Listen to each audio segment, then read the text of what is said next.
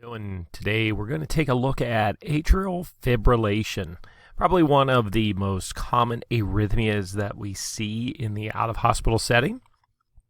So let's take a look at following through our roles. First thing again is taking a look to see whether or not this EKG strip is readable. So right off the bat we can see that we have the ability to find our waves. So this is a QRS. There's a couple other QRSs that we see here. So I'm pretty confident that when we take a look at this, we can say yes, that we have a readable strip. Now when I come in here and take a look at finding any kind of P wave, as I take a look here, it may look like there's a P wave here. I'm not really sure if that one looks like this one. So it's very difficult to identify. This one could be a P wave, but again, I'm not quite sure. So one of the things to remember about a P wave is that a P wave you have to be able to find at least two of them in a row, right? So when you look at a P wave, P waves, remember that you're looking for two in a row. So you have to be able to identify them. And in this case, we're not really able to find that, so therefore we're going to come down here and say that the P waves therefore are going to be absent. That means then we take a look at answering questions for P wave for every QRS. We really can't answer that. Again, going back to a QRS for every P. We cannot answer any of these P wave related questions because there is no P wave. So that's why we're just going to go put our little dashes in here. Now the atrial rate, I'm putting a dash here, and we're going to come back and we're going to make sure that we address a little question here that you can take a look at. We're not going to be able to actually record this rate because we can't find anything that is consistent inside here. So with that, we're going to get our calipers now, and we are going to find whether or not these QRSs are regular or irregular. Now I can tell without even using my calipers that these appear to be irregular. Okay, so when I take a look at these, I can tell right away that these are irregular. So anytime that I have a QRS complex that is going to be irregular, or an atrial beat that is going to be irregular, I need to ask myself the question whether or not it is going to be irregularly irregular, regularly irregular, or occasionally irregular. Okay, so in this case, we're going to take a look and realize that our QRS complex is actually irregularly irregular, right? So it is irregularly irregular. When I take a look at this, you can see that these are all different. Okay, so if I look at this, there is no pattern. So if I say that there's no pattern to it, that's why I am saying that it is irregularly irregular. Okay, so we're saying it is irregularly irregular.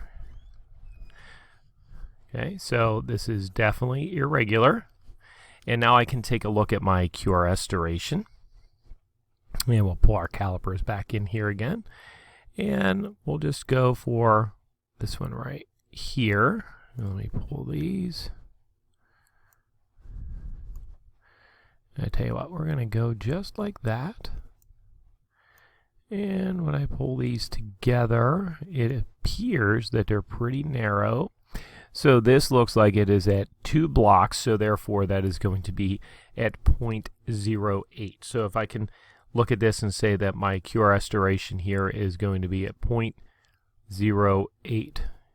Okay, so I now have a QRS duration that is within normal limits, and now I am going to move my calipers out of the way. Now I look at my ventricular rate.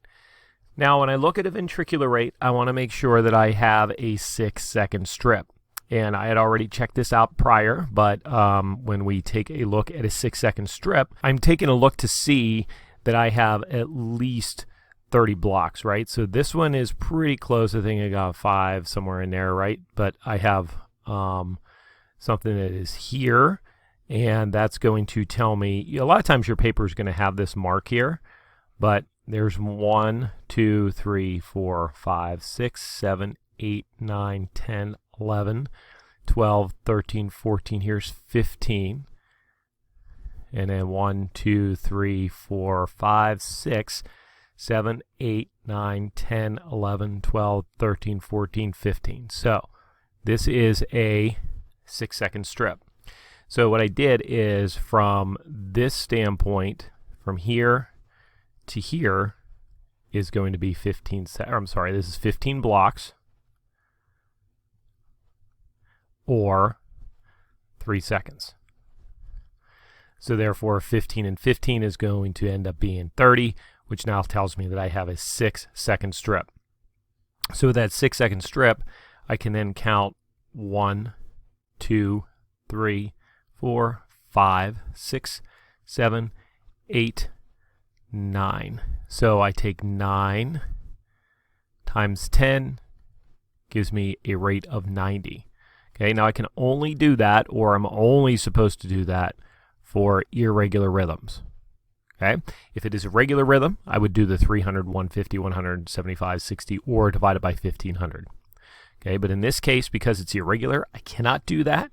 So therefore, my ventricular rate is at 90.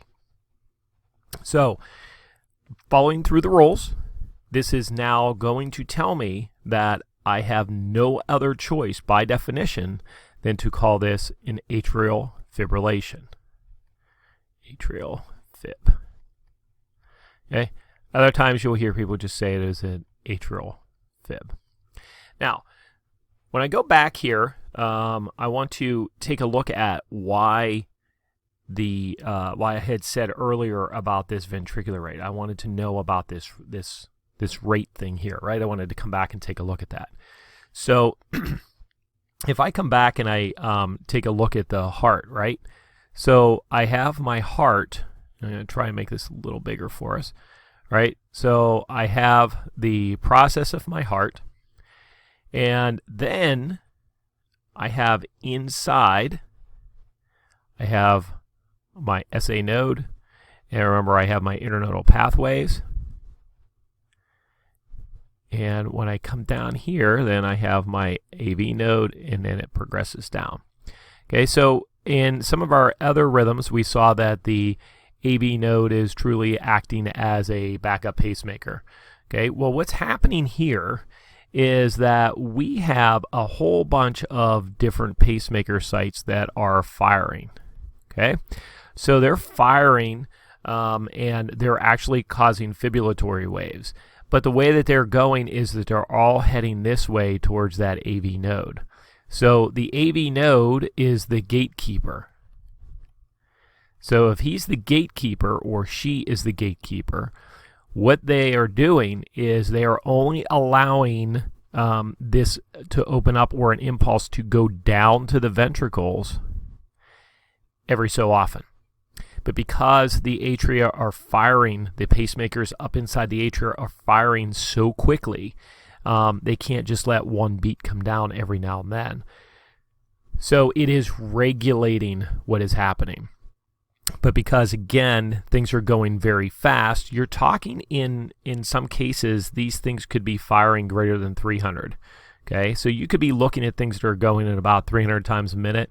And the AV node is the one that is actually controlling everything. It is preventing the heart rate from going way too fast. So if you can look and realize that up inside the atria, things are busy, the ventricles are sitting down here, they have no idea that there's essentially a change. So the reason they don't know that there's a change is because they only have communication goes down. Remember that with the heart, communication only goes down. It does not go back up. There's no return for what's happening, so there's no feedback. Other things that can go along here with that atrial fib is that because things are irregular in the way that the impulses are coming down, we may not get great cardiac output. So cardiac output is going to be a big question. And in addition to that, the cardiac output, it means that we may not be able to eject as much blood out as we wanted to.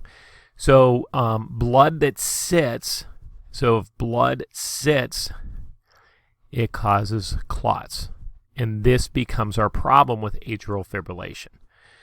So a lot of times when you see people that have atrial fibrillation, this is why they are on a blood thinner. And as a result of that, this is why we have to ask for that in our assessment to find out exactly what is going on. Now, this person, based off of the heart rate of 90, most likely has experienced atrial fib before. Normally, onset of atrial fibrillation is fast. It was what would be referred to as a atrial fib with a rapid ventricular response. And we'll take a look at that in another segment. But hopefully you have a little bit better understanding of atrial fib and you can understand it. Easiest thing I can tell you about this, no P waves, irregular rhythm. It is always going to be atrial fib. Okay? Have a good one.